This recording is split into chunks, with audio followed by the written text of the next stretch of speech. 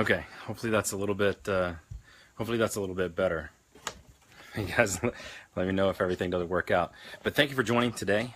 Those of you who come out here to see, I decided I was come out on the porch today and actually have a little bit of better vantage point for you guys. But the main point, the topic of today is, for this edition of the Realtor Safety Workshop, we are going to talk about the simple versus the complex. Simple versus complex. And essentially what I mean by that is there are simple plans and procedures and simple guidelines, and then there are complex policies, checklists, procedures that no one actually follows. So we're going to break down that in a couple different ways, in 7 different ways today, for why checklists and policies don't work, why your job is real estate and your mission is to go home every night, how to ask great questions, and these questions work both from a business standpoint and from a safety standpoint, how to set firm limits, how to have a simple out, get off the X, and finally to wrap it up using time, distance, and shielding to your advantage. So these are some of the things we're going to get into today. If you haven't signed up to get notifications on this, please do that now. You can get extra materials that I'm putting together as we go through this. Also links to where all these other videos are going to be, because after we get done with the live program today, we're going to be putting this back onto Facebook. Had some upload issues with episode number 4, so that's up now. So we have 1 through 5 that are posted already, and 6, this episode, will be posted as soon as possible when I get done today. But today, again, talking about simple versus complex. And one of the reasons that we talk about simple versus complex is that most of the stuff that you see out there are things like, follow these 56 things to do. The National Association has 56 things that they want you to follow. A tip sheet, 56 things. Others have hundreds more. If you Google this and you look out there for things that are going on in the general public as they exist now, there are all these different things, 150 different things you're supposed to do. But that's not how the human mind works.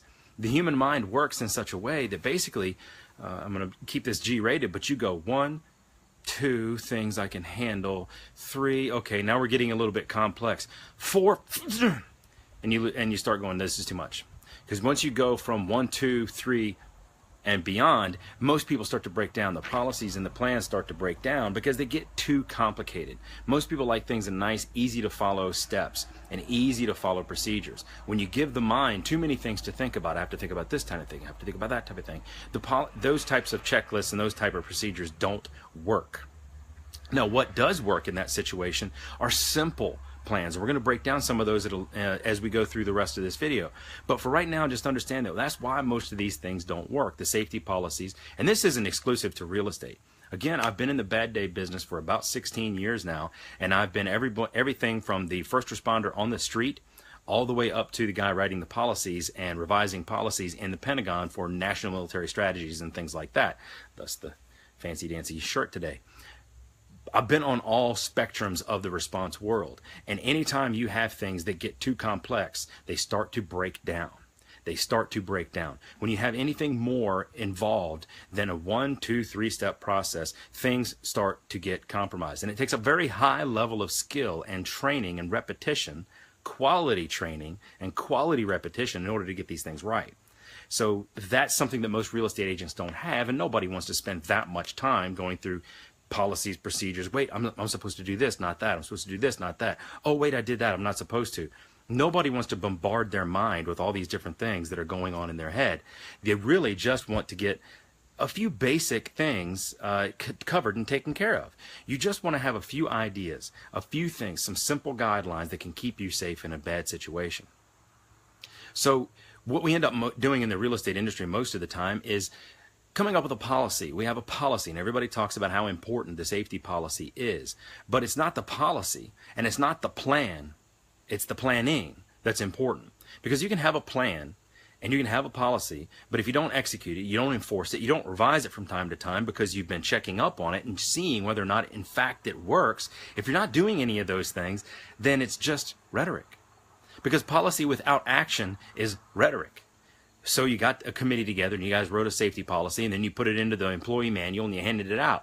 But you didn't do anything about it. There's no level of enforcement. There's no level of monitoring and checking to see if it even works. So it's basically this thing that sits on the shelf, like a fire extinguisher. But a fire extinguisher doesn't work if you have the fire extinguisher in the garage and your fire is in the kitchen. You still have to go get it. And then once you go get it, are you sure that it works? When's the last time you checked that fire extinguisher? Do you know that it works? Have you ever tested with one of these things? Is it the right kind of fire extinguisher to put out this particular fire? These are types of things that we all think about when it comes to our own policies for safety and security. But we think about these internally in our own head, and anytime we see a policy or a plan that becomes too complex, we dismiss it offhand. We say, this is too much. I'm not even going to fool with it. I'm not going to read it. I'm going to go, okay, whatever. I've got 15 minutes this year that I'm going to dedicate to safety, and that's about it. Or I'm going to this one hour safety thing, and that's all I want to do. I don't blame you. Nobody wants to live in this hyper state of mind where everything is on their mind about safety and security. All the time I got to be looking for the exits. That whole situational awareness thing that people really mess up and think, and getting this idea that you have to stay completely situationally aware at all times. You have to be focused in on everything that is happening. That guy looks like he just got in a fight with his wife. I bet you that she is a violent person. I bet you that's insane. Nobody does that. That's not real. That's fiction, and that's stuff left for the movies. That's not for you and I. So it's not the policy and it's not the plan, it's the planning. Now, how you get together and what issues you discuss and how you're going to tackle them or address them, that's the important part. What are you going to do when this situation arises? How are you going to address the problem of meeting clients at a vacant house? What are you going to do about that? What is your policy? What are you going to do if somebody breaks that policy? What are you going to do if this just starts to not work? Nobody's listening. Nobody's paying attention. What are you going to do then? Because just having that tagline in the books doesn't do anybody any good. We all know those roads that are notorious for people breaking the speed limit. And, you know, the speed limit is kind of arbitrary at that point. You see a police officer, you're speeding, you're going above the speed limit, and they don't stop you because, well, they're just looking for the guy going 1,000,000 miles an hour, and, well, you're not it. So we all know about those places, and that in all those cases, it just means that that particular policy, that particular procedure is useless. But what can you do to drive safely? What can you do to not get in an accident? And so on and so on and so forth. So the planning is the most important part. So you get what a lot of people talk about once they get that policy together. In addition to the 56 things that you're supposed to do, you come up with something like the red file. The infamous red file, or you have this distress code that you're supposed to call back to your office or make this coded call when, you know, the bad guy is in the same room with you or in the same house with you, and you're going to call somebody up and you say, wait a minute, I need to make a phone call back to the office real quick. And you get it on the phone and you start asking things. Yes, you know that the Johnson file. Can you go check on my desk and see if the red file is there and send it over to me immediately? Okay. Great. Now you've said that. Now what is the person on the other end of the phone going to do right now? What are they going to do? Are they going to call the police and have the police come in, sirens ablazing, guns out, ready to fire, ready to shoot to kill? Or are you just going to send somebody by? You're just going to send, hey, anybody in the office want to go by and check on her? Well, yeah, I can. How far is that away? 25 minutes or so. Now you kind of defeat it. I mean, you got 25 minutes, which is an absolute eternity. I don't know about you, but there are a lot of showings that the whole showing doesn't last 20 minutes for whatever reason. So you've been through the entire house in 20 minutes. An additional 20 minutes from the time you feel uncomfortable to the time that help arrives is, well, kind of crappy. And then the police officers, the way the standard across the nation is 8 minutes. I mean, that's kind of what everybody uses as their goal, that law enforcement or emergency medical personnel are going to get there in 8 minutes or less. They've been trying to bump this down to 6 minutes and so on and so forth. But still, around the country, depending on where you are, if you look around, not a lot of big buildings and cities behind me, so it could take more than 8 minutes for anybody to get out to this area if there was a problem. Because of that, we have to take additional measures because we're showing in an area that does not have rapid, quick access to emergency personnel. You have to do additional things to keep yourself safer in that environment. So what do you do with this red file thing? I mean, it's something that everybody wants to do. And then you say, well, I know that you tell everybody that if I call asking for that and I say, bring it to me, if I say, bring me the red file, that means I need somebody to get there right away. If I just say, hey, could you check and see if it's on my desk? And they go, oh, well, yeah, it's on your desk. That just means that I'll call you when everything is done, and if I don't call you, then something's wrong. But it's confusion. It's real confusion. I've been in a number of different exercises in the military where we have these things called challenge and passcode, where you have as you're entering onto different secure facilities, you have a challenge word and then a password. So, for instance, the challenge and password could be dragon pony. So the person who who is guarding that one place will say, have you seen any dragons today? Hey, thanks for the thumbs up. If you're seeing any dragons today, they'll say, well, no, but I think my pony did. So you've said the two words in a repeated phrase, so if somebody else overheard it, you wouldn't be able to pass it on. I'll tell you, a lot of people forget these things, myself included. I see a lot of these different things out there where these challenging passcodes just don't work because somebody forgets what it is, and then you change them every day, and then you change them. So these don't work. Then on top of that, you have what's called a running password. This means that something's going on bad, and I just need to get to shelter, and you guys are my shelter. Your fob, your installation, your camp out, whatever you're going to call it, your area has security that I need. And I'm going to say this running password. So now that running password could be something, along the lines of basketball. So I'm going to come through there yelling, basketball, as I run in, and you're just not going to shoot me. You're going to shoot whatever's coming behind me, kind of thing. That takes an enormous amount of practice to get that right. An enormous amount of practice. I can't tell you how many times I've seen that messed up. On average, just last month I was out doing an exercise, a field training exercise, where we went from different encampments and different units to different units, giving them certain blocks of instruction. And me and my buddy. So we were going to these different places, and every time we had to do that challenge and password. And sometimes they forgot. Sometimes we had to look it up, and they had changed it, but we didn't know. We didn't get the notification that they had changed it, and it just presented all these issues. I mean, there were a couple instances where we just walked on in, and I said the running password, and they said nothing because I wanted to test them. So I did the running password, and they looked at me like, oh, stop. And I was like, no, okay. One of those words was the running password, and you need to pay attention to what that is. Bottom line behind all of that is it's very, very difficult to issue some type of challenge, password, or coded distress signal and have the people on the other end of the line know exactly what to do. The brokerage that I work for right now is a very large brokerage that is approaching 600 agents. And to get all 600 agents that work in several different states and localities, including DC, to get everybody on the same page for something like that would be extremely difficult. Now, if you're an office of 2, 3, 4 people, it could be much more manageable, let's say, but it doesn't make it less confusing depending on who picks up the phone. If you're a smaller office, you don't have that guarantee that someone's always going to be there to pick up that phone, and that person that you get on the other line is actually going to know what to do. Because those policies don't mean anything if the person on the other end doesn't know what to do next.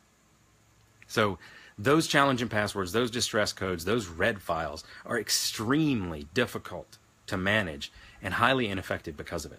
I've seen it firsthand. Don't take my word for it. Still, if you feel like you need to, go ahead, but you need to practice it and you need to do something very diligently with it. So what does that mean? Your job is real estate. Your mission is to go home every night. So your job is real estate. You can suck at real estate and you still deserve to go home every night to your family. Period. You can be a superstar real estate agent and all of it, everything that you've worked for, can vanish and disappear in a moment. One moment. So it doesn't matter what your job is, because your overall mission is just to go home every night. If you believe the talk that real estate is a very dangerous and risky business, I don't believe that personally. I believe there are a lot of things that agents do to put themselves at risk unnecessarily in most cases, but the business itself is not inherently risky. There are a lot of other businesses that are risky, that do some of the same things. You want to talk about housekeepers and home health care workers and things like that. There are a lot of people that go into strangers' homes for the first time and don't know what they're going to see when they get there. We're not exclusive in that. But it doesn't matter what any of that stuff is. It doesn't matter what your job is. It doesn't matter what your thing is. It doesn't matter whether you're in real estate or not, whether you're in college or whether you're not, whether you're a student or you're not. It matters because no matter what that is, no matter what your job is, your mission is to go home every night. That is your only mission. It was our only mission when we were in Baghdad. It was our only mission. Go home. Just take everybody home with you that you brought. Thanks, Ray. Appreciate that, buddy. Your job is just to go home. Your job is to go home every night. And you can't delegate that task. You cannot delegate your own personal security and safety to somebody else. You can't delegate it to an app. You can't delegate it to a phone like I'm using right here. You cannot delegate it to technology. You can't delegate it to a gun or to a bottle of pepper spray or to some lady that came and gave a talk and sold you a bunch of crap. You cannot delegate this task because only you are in that situation 90% of the time. It's just you and you alone. So these are things that you need to do on your own, with your own time, to make sure that it's important to you. Again, no matter what your job is, you can be bad at it, you can be a superstar. You still need to spend a little bit of time understanding what it is that makes you safe and what it is that puts you at risk. And how do you deal with both of those? How do you do more of one and less of the other? So these are things that you have to take on your own. And the good news is it doesn't take a great deal of time. And one of the things we're going to talk about today, and I'll just move right into it, is how to ask great questions. And I don't mean just questions about, how many bedrooms are you looking for? What's the square footage? What's the neighborhood? What are the schools? Everybody knows that you're going to ask those questions. Everybody knows that you're going to ask those questions, because those are the same questions that are in those search menus on those sites like Zillow and Realtor.com. They know what you're looking for when it comes to a home. But what are you doing about the human that's going to live in that home? What are you asking, and what are you finding out about that person? What are you investigating?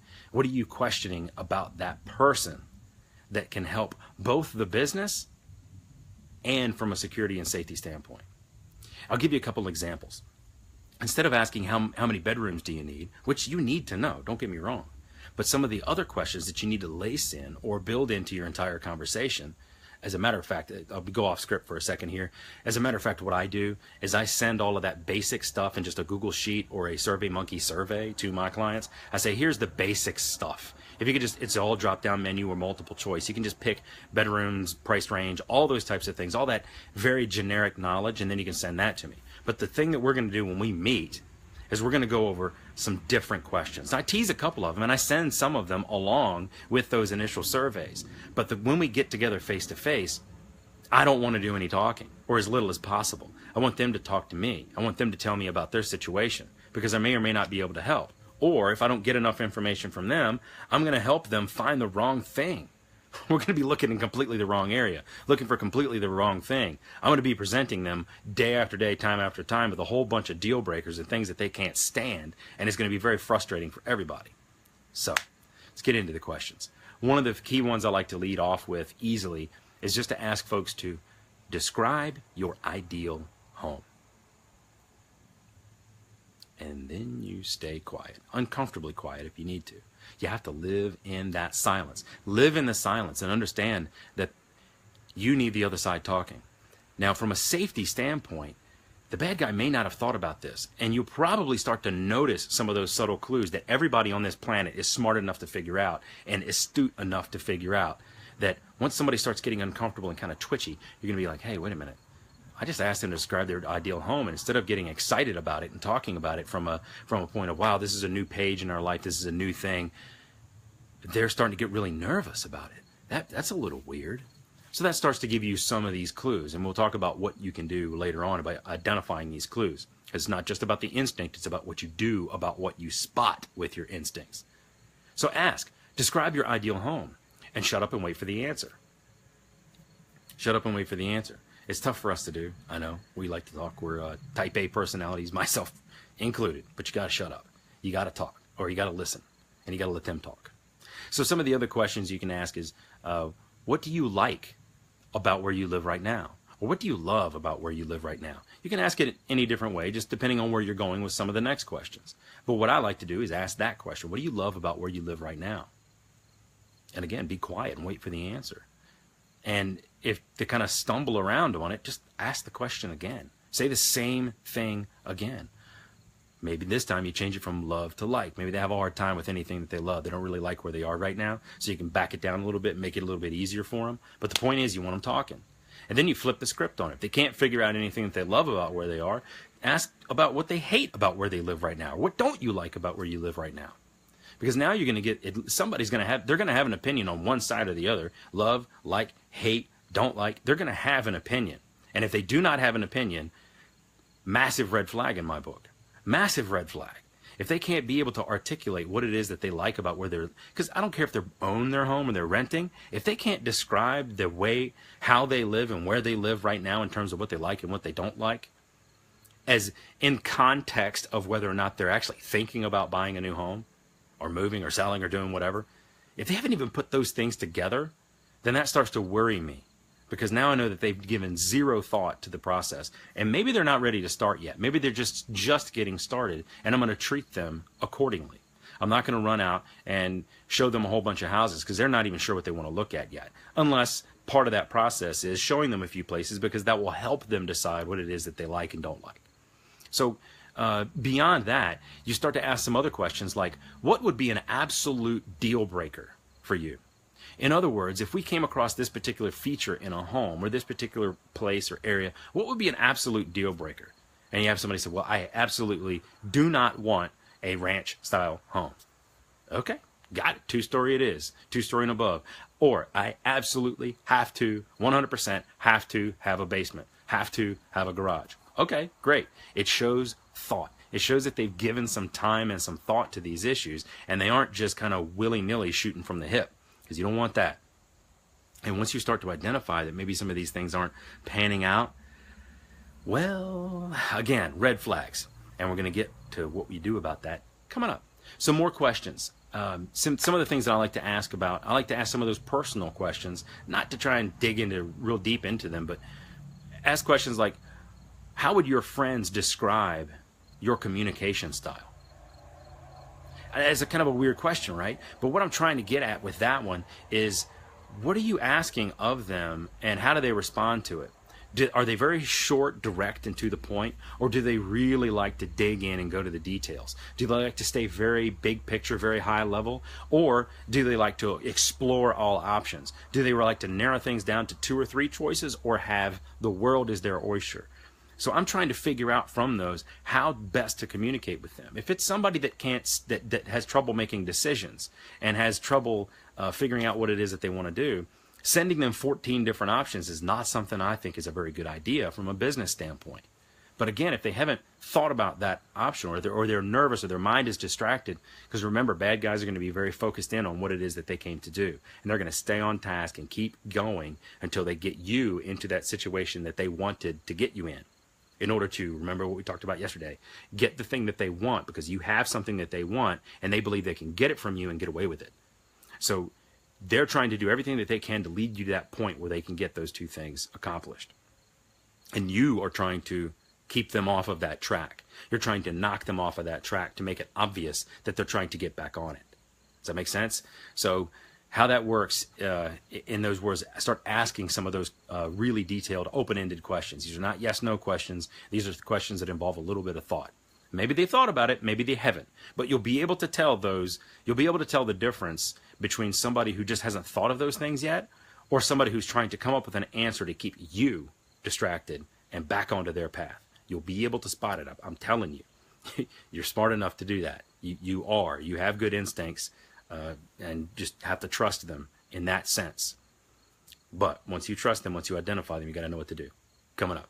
So the next couple questions, I'll hit these kind of quick, but you'll ask something along the lines of, what concerns you the most about this entire process? What are your fears? Or what concerns you the least? What are you least worried about? And, you know, somebody, for example, somebody say, well, what concerns me the most is being able to sell our current home. Okay, that makes sense. What concerns me the most is, well, you know, my credit's not been so good. I've had some issues with that, and I'm not sure that I can qualify for what I think I could.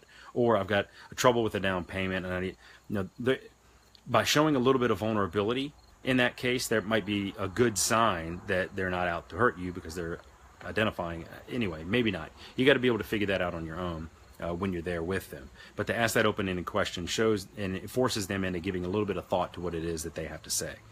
Second up is what worries you least about the process. And on the opposite side, somebody say, well, I've got plenty of money for a down payment. My credit's great, so I'm not worried about the financing edge of it. Maybe I'm worried about just trying to find a place that's right for my kids or whatever. And then lastly, the question I like to follow up with all the time, it's my favorite all-time ender of questioning, is, what did I miss?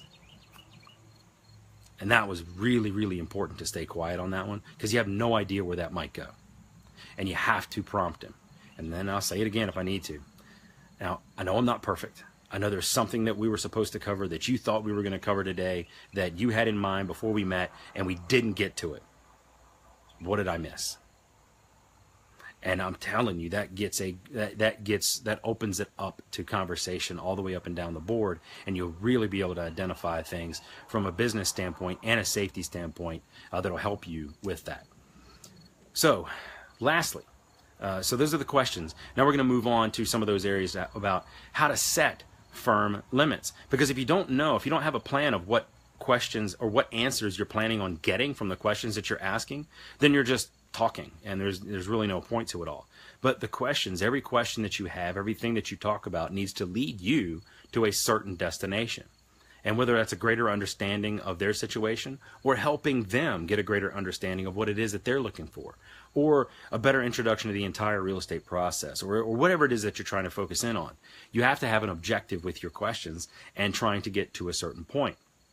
And if you do that, you also need to develop go and no-go responses. These are go and no-go criteria. So if someone says this, then we do not go.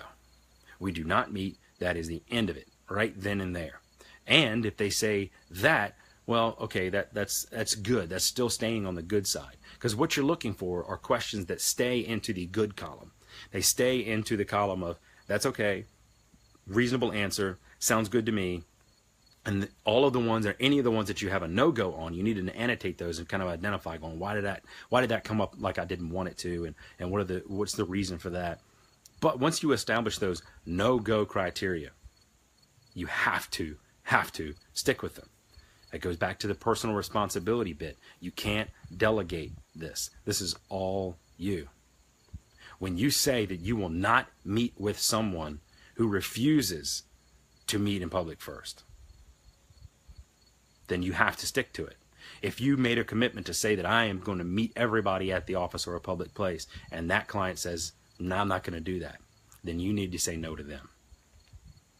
Because if you do not set limits, then you set yourself up for extreme vulnerability at the least. You set yourself up for future problems. Because what you're trying to get at, what you're trying to establish, is that this is how I conduct my business. My business hours are blank.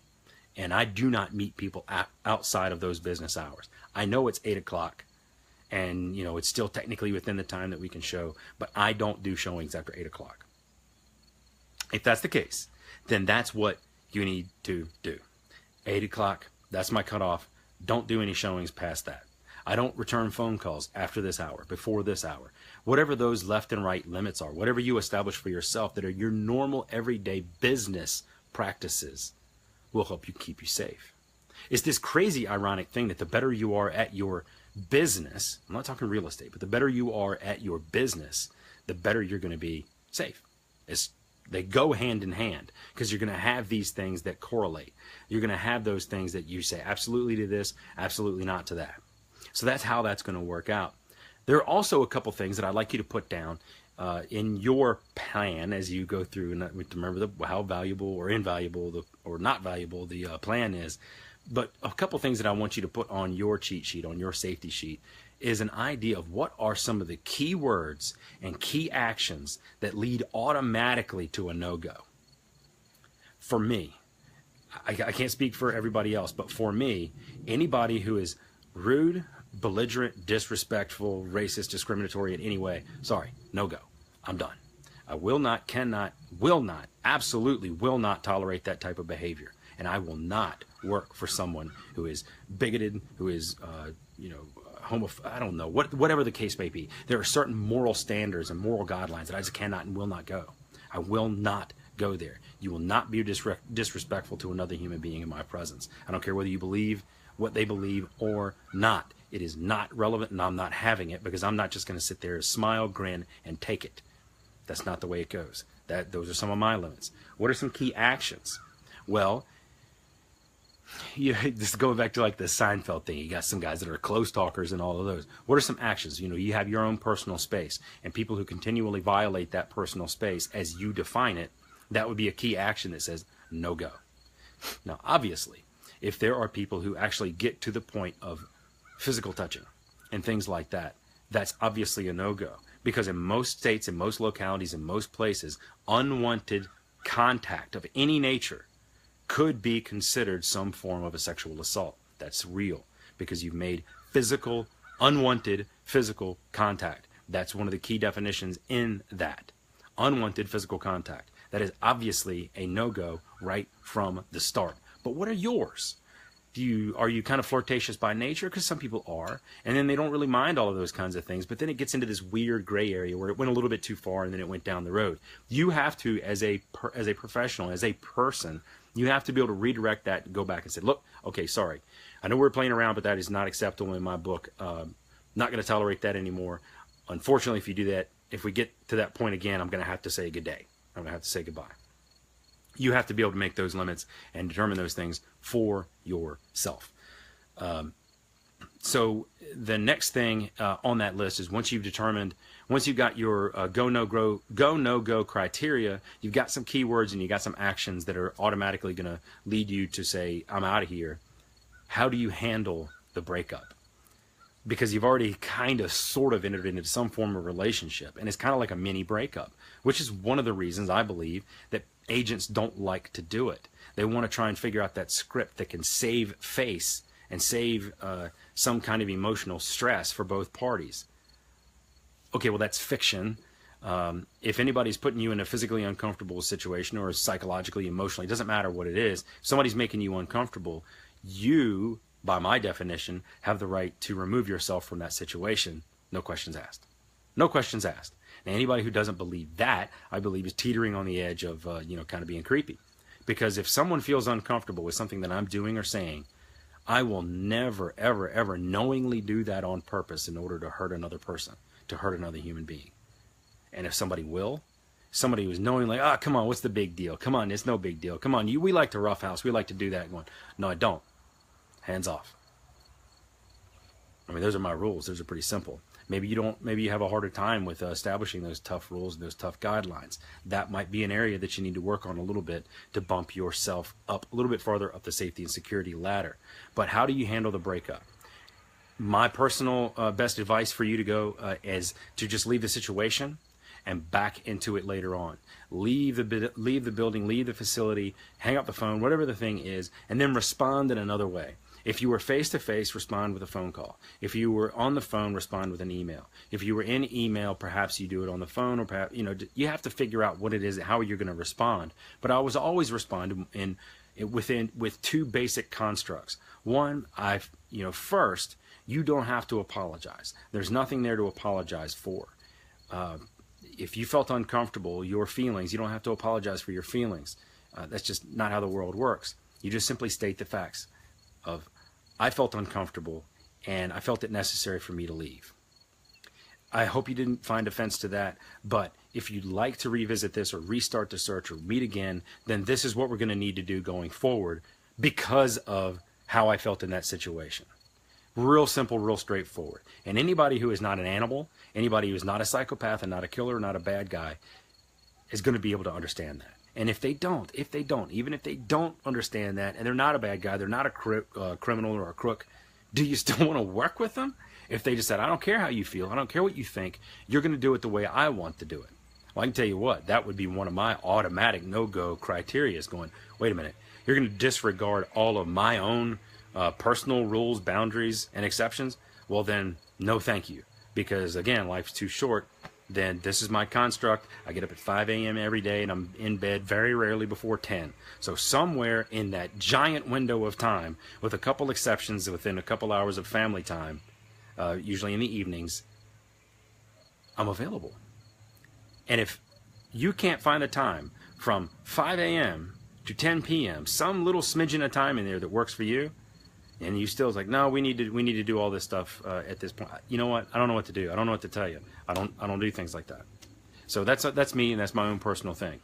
So once you have a physical, once you're on site, once you're physically together, once you physically have met, maybe you've gone to a house, maybe you've gone someplace else, whether you're meeting for coffee, because we all know it's not about meeting for coffee around a table or something like that. Sometimes you're just kind of standing there, depending on how crowded the Starbucks is or whatever goes on with that. So there are some physical features that you can identify. And I'm sorry, gonna get a little bit ahead of myself. I want to have talk about having a simple out first before we get to that get off the X and then get into the physical stuff. So I apologize for that. We get back on track. But you need to have a simple out, and what that means is you need to have a simple exit strategy. That means you need to know where to go, when to go, and how to get there. And I'm not talking. I personally, most of the time I do this, but not all the time. I do tend to look to see where the emergency exits are, if there are places that I can go. I think if I'm in the back of Walmart and somebody comes in the front door shooting the place up, I'm going out the back door. I'm going through that employees only sign. You better believe it. And I'm going through that door that is alarmed for the. I'm going out the back door. I'm not going toward the front. I mean, that's just, to me, that's common sense, but not everybody thinks about those things. So, that's one of the things that I do most of the time. I don't do it all the time because I don't like to live in that state of constant, blah. But I do think about it, and I do kind of have, because I have thought about it, I know that once it kicks in and I have to do something, it kind of becomes automatic because I've practiced it so much. And you might be different. You might have to physically look for the exits a couple times in some of the more popular places that you go, especially if you tend to meet, because chances are you tend to meet some of the same spots. You probably don't meet at a different spot every time, and that would probably be a mistake. If you're going to meet in public, you'd want to go somewhere where people recognize you and see you there. And then chances are, I mean, I know some of the baristas at some of the Starbucks that I go, I mean, they know what I want to drink. Okay, I'm getting a tea. I'm getting a hot tea. And they know which kind to get. And that's kind of cool. That tells me that, okay, if I came in with somebody, the chances of being noticed with someone else would be a very high thing. Now, again, that does nothing whatsoever, zero, to prevent anything bad from happening later on that day or later on that evening. But that's the type of place that you want to go in. Now, because I go to some of those same places and people recognize me, I also know how to get out of there. I also know where the exits are in relation to the storefront. So I know that even though it looks like the back of the house goes this way, I know that the real exit is through the back and you need to go that way. I don't know what's that way, but there's no door there because that's out to the front. That's the back of some mailbox center or something like that. So those are some simple things that I know because all over time, the many times that I've gone there, I see how people react. I see where people go. I see how things get out. I also know where that door dumps out into the parking lot, so where I need to go from there. If I parked over there and that door dumps me out over there, how do I get back to my truck? But again, okay, you need to have that plan for a simple out. And the most important thing is it involves your feet, not your mouth. You don't want to talk your way out of these things. You don't want to have a script for these things. You just want to leave. Now, sometimes when you're showing a house, that may mean there's a lot of discussion about this, about whether or not you want to leave a door unlocked or lock doors behind you. Now, I'm not going to here to tell you which one you think you should do because it's all situationally dependent. It matters tremendously where you are and what you're doing. Personally, if I was showing an apartment building where I was down a very common hallway with a lot of other apartment doors where people could come in and come out and be basically hidden from sight and get in, get out really quickly, I would want to lock that door after I came in because I wouldn't want uninvited guests to just come in. Where if I'm out at a place like this, the chances of somebody sneaking up on me are, well, it's not going to happen. I mean, it's a long ways to anybody else. And also the traffic is well, it's pretty minimal, right? So it's not going to be people sneaking up on me. So this might be a different situation. But you also may want to position yourself. Again, if you're starting to feel a little bit uncomfortable, maybe you leave the door unlocked or maybe you don't. Maybe you just say, look, I've got to make a phone call or I got to do, send a text or do something. And you just kind of position yourself near the exit or near an exit. And then you say, I'll catch up with you, and then you go about your business. Maybe that's the point where you notify somebody and go, look, I don't feel real cool about this. Can you come over and be a second set of eyes? And then later on, you want to tell the folks that you're with about, hey, I got a friend, a colleague of mine coming over to bring me something. We got another closing we're working on, and this is the best way that we could meet is out here. So I hope you don't mind, but I'm going to wait outside for a minute, and we're going to exchange that file. You let them go about their business. Now, something that you need to do when you do that, something you need to do is to call the listing agent. If you have felt so uncomfortable that you have left your clients on their own, wandering through the house, the same clients that have given you a bad feeling, or the same bad guy that's giving you a bad feeling, giving you bad vibes, something's not right, you need to call the listing agent to say, look, I'm sorry, but for my own safety, I felt something was really wrong and I got out of the house and I'm not real sure what they may have done in there, but this is something I want you to be aware. We're going to do everything that we can to, you may want to stop by. I don't know what you want to do, but I'm just calling you to tell you that something's weird. Something weird is going on. And I bet you they'll appreciate that. And if they get upset, then we'll tell them to call me, and then I'll straighten them out, bounce their head against the wall or something like that. Not really. I'm not a violent person.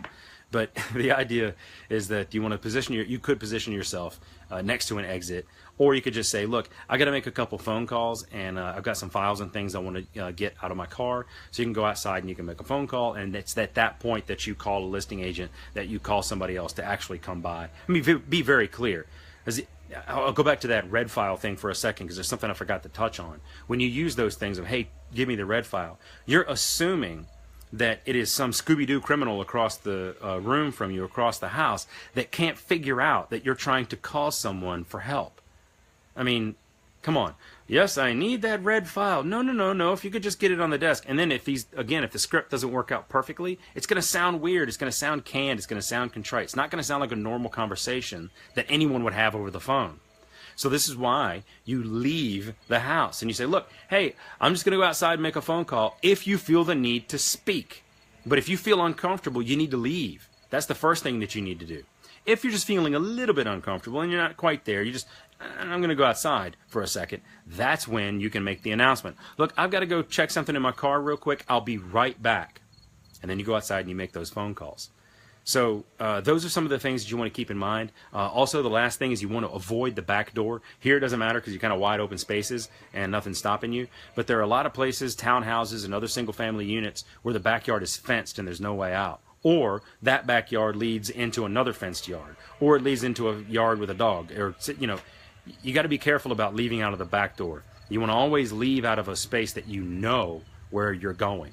You don't want to go down a dead end. You don't want to take this set of stairs and it leads nowhere. You don't want to take that door and instead of it being a door to the outside, it's a closet. Because, well, you're going to look foolish and then that's going to be an opportunity for bad people to do bad things. So pay attention to where you're leaving, and probably not the best idea to leave out the back of the house. So to wrap up with how that all works out is to set those firm limits and know what it is that you're going to do and where you're going to do it and how you're going to do it. And make sure that you use your feet, not your hands. So last up, next to last, is the get off the X idea. Now, we've talked about this before, and some other safety guys will talk about this as well, but it's a very common thing in the military for people to talk about getting off of the X. I'd like you to think about Wile E. Coyote for a second. He always puts that little X on the ground, and that's where the Roadrunner is supposed to go up, and then he's going to drop the big rock on him. Well, if you're standing on that X, like Roadrunner, you want to get off the X. You don't want to be there when the rock gets there. You don't want to be there when the bad thing happens. Unlike the Roadrunner and Wile E. Coyote, you can't defy the laws of physics in most cases and have that catapult swing the other way and get the bad guy instead of, you're going to be standing there on the axe going, well, I wonder what that was. That's not how the real world operates. So I would caution you against trying to rely on the Wile E. Coyote mechanisms for staying safe, or anything coming from Acme Corporation would probably be a silly idea as well. But it's the same thing as understanding about having a simple out. Only this time, now it's urgent. That's what makes the difference between having a simple out and then getting off the X. If you've identified yourself in the crosshairs on the X, it's time to go. Right then, right there. No talk, no dialogue, no script, no conversations. Get out. It's time to leave, and leave immediately. Out of a door that you know where it's going. Let's start with that. But that is so critical, because if you already identified that you're in the crosshairs, you're on the X.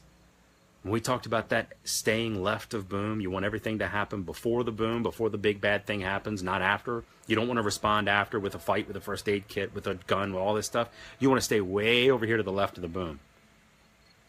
If you have self-identified, if your instincts have told you that there is an X and you're on it, near it, it's time to go. The boom is coming. The boom is coming, but you've still got a chance. You've still got time. You can leave, and you can leave quickly. Leave first, leave immediately. Everything else is secondary. You can go back to some of the other stuff that we talked about how you respond or how you handle the breakup. But once you've gotten to the point that there's an X, it's time to go. Got it? Good. Okay, so the last little piece I'm going to wrap up with here today is something that we use in the nuclear world. And I like to bring some of those things that are WMD related and chemical, biological, radiological, nuclear in nature, because that is a significant portion of the job and the position that I've had for 16 years now, almost 16 years. So time and distance and shielding. In a radiological or nuclear event, this refers to how much time you spend exposed to radiation and how far away you are from the radiological source of the nuclear explosion. And then shielding is what type of shielding you have in between you and whatever the bad thing is, whether that's radiation or the actual explosion. Obviously, things like a piece of paper are not very effective as shielding, except for things like alpha radiation. And I really don't want to get into a radiation class, but the idea here is the same. The fundamentals are the same. You want to have as much time available to make decisions, because the less time that you have to make a decision about what it is that you're going to do, whether you just need to utilize that simple out or whether you need to get off the X, you need to have time to make that decision, as much time as you can possibly get. So this means in some cases you're going to want to buy a little bit of time, you're going to borrow a little bit of time, and you're going to want to try and get a little bit more time so that you can get off the X or get out as the situation calls. So how does this work when it comes to showing a house? Well, time, and one of the ways that you can do that is by just going, okay, we're going to go slowly through here. I'm going to let you get a little bit ahead of me, and I'm going to back up a little bit. Or, you start to see something kind of a little funny, and you're going to slow everything down. You slow everything down to the point where you can kind of get a grasp about whatever is happening around you. Or you need to speed things up. You want to get this showing over and done with and get back outside and reassess the situation. Because if you speed things up and the bad guy or the client, the potential bad guy, doesn't want to speed things up with you, well, they're either very interested in the house or they're very interested in you. So you're going to need to figure out what those things are. But time is one of those ways that you manipulate, because you want to be able to have that time to react. If you've got pepper spray and you've got a firearm, you've got all those types of things as your last measure self-defense techniques, tactics, tools, procedures, whatever, you want to have as much time as you can to be able to get that item out, deploy it, use it. However you're going to go about doing that, you want to be able to have the time to use it. Because if you don't, kind of pointless. So then that's time.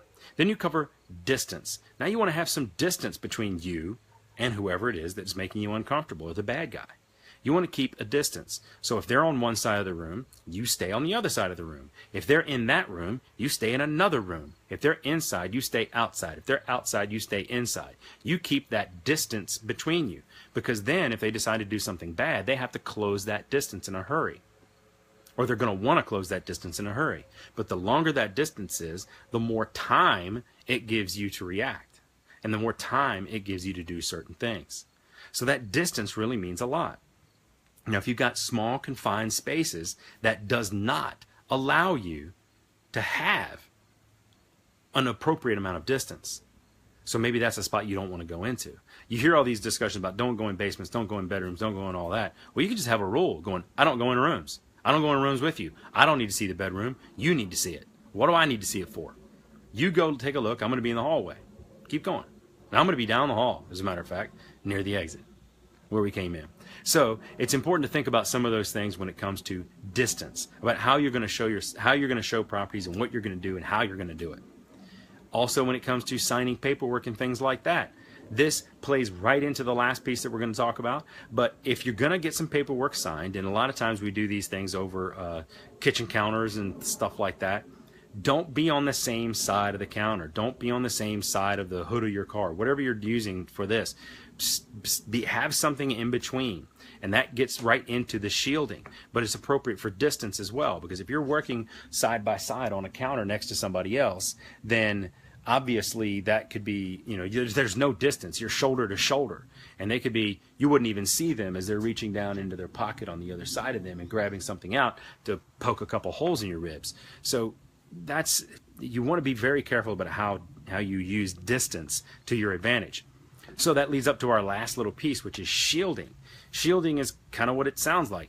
You want to get a shield. You want to get something solid in between you and the bad guy. Now, houses are great for this because in most houses there's a ton of stuff around that helps you do that. Kitchen islands, kitchen countertops, peninsulas, whatever. Those are great items. You stay on one side, and if any of you have ever seen like a squirrel climb a tree, and when you walk around this side of this tree, the squirrel goes around the other side. You kind of want to have that inverse relationship. You want to be, if you're here, they're here. And every time they move, you move. And if they ask you, what are you doing? It's like, oh, look, I just want to give you enough space to be able to feel comfortable in the house. I'm not buying this place. You are, so I'm just trying to stay out of your way. Now, what monster is going to come back and tell you that, I don't know, that's weird, you're making me uncomfortable? I'll tell you who, the bad guys. People you don't want to be with anyway. So keep that shielding in mind. Sofas, walls, doors, all kinds of different things provide appropriate shielding so that if something bad were to occur, you have time. If you're on one side of the countertop, island or peninsula, and they're on the other side, you have time from when they can go from one place to the other to be able to mount a defense, to be able to respond. You also have a good amount of distance that gives you a little bit more time, and you can keep that distance kind of even as they start to move, you start to move. So that increases the time, it increases the distance, and it just helps all the way around because they're not going to knock it over on their way to you. So a little simple folding chair, probably, I don't know, I don't consider that very good shielding. It's a little bit. You see the movies where the guy's running down the hallway, or, and then you start to throw garbage and trash in the middle of the bad guys, and most bad guys just jump over it. I mean, unless it's one of those really bad movies where, they trip and fall all over themselves, and it's kind of funny. But that's not how the real world works. So time, distance, and shielding are three things that you can use from the nuclear world, from the nuclear response world, to help keep you safe. Whether it's real estate, college, doesn't matter what it is, those are some things that can help you. So to recap, what did we talk about today? We talked about why checklists and policies don't work, how you go from 1, 2, 3, and then why your job is real estate, but your mission is to go home every night, and why it's important to keep your priorities in order to understand that you can be good, you can be bad, but you can lose it all in an instant. And then finally, the next up was how to ask great questions. Questions that will help you in a business standpoint and help you in a safety standpoint, and how to set firm limits, firm go, no-go requirements. If they say this, I do that. If they don't say this, I do that. Then you have the get off the X, or simple out before you get onto the get off the X. Have a simple out. Something's just not right. I don't feel comfortable. Maybe it's nothing. I'm just going to go outside, got to make a phone call, got to go meet a colleague of mine's going to bring me something. And then you go out and you do your business from that standpoint. Then you have the get off the X. If you've already identified that there's an X and you're standing on it like Wile E, Coyote or the Roadrunner, time to go. Time to go immediately. And then finally, the time, distance, and shielding that we just talked about when it comes to nuclear response that can help you in a safety and personal security standpoint. So thank you again for watching. If you're watching this on YouTube, do me a little favor and go down and hit that subscribe button. But most importantly, I hope that you share this video out in the entire series. By the time we're done with this, we're sitting at episode 6 right now. We're halfway through. So there's going to be 6 more episodes in the coming weeks. And we're really going to start to give you more of a tactical, strategic how-to session. We talked about in the beginning where we kind of broke some things down and showed you why these things aren't working that are currently out there. Gave you some insights into criminal psychology, into the human mind, and basic human psychology, that why these things don't work and why they just aren't as effective as they should be, and why most people just don't do them anyway. And as we've gone through, now we're starting to make that transition from what we have currently to what we should be doing.